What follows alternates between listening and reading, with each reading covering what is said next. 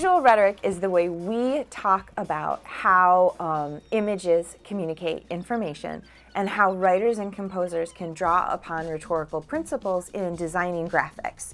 It's a course for writers and communicators to harness the different design elements that are a part of every document.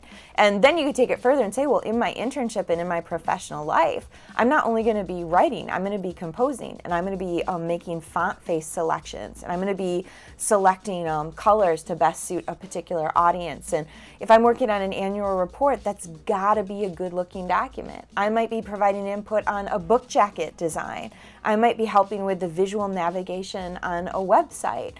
So this course is getting me ready to do those things and do those well, and to be able to explain why I make the decisions I make beyond, oh, that looks cool. So one of the things we also talk with students a lot about doing is being able to talk the way we talk at MSU and talk the way real people talk outside of MSU. So, you know, you don't want to put on your resume, I took a visual rhetoric course. You want to put on your resume, I took a document design course, and in that course I worked with color, typography, layout, grids, all sorts of different images, from still photos to abstract graphics to clip art in some context to tables and graphs and diagrams and those sorts of things. Like, one of the things we've worked really hard to do is 202 Intro to PW, 210 Web Authoring, 260 Rhetoric, Persuasion, and Culture, kind of create a foundation. And then 360 is a space to kind of pull across all of those things. The way that we've designed the course is that it's a balance of analysis and production. It was interesting to sort of like gain a perspective on how to look at design and how people like manipulate it to like get a message across.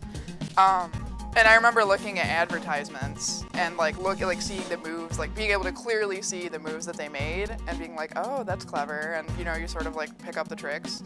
So we spend, I'd say, like 25% of our time, or 1/4 of the course, looking and pushing and researching and digging and analyzing images and graphics and how they're working.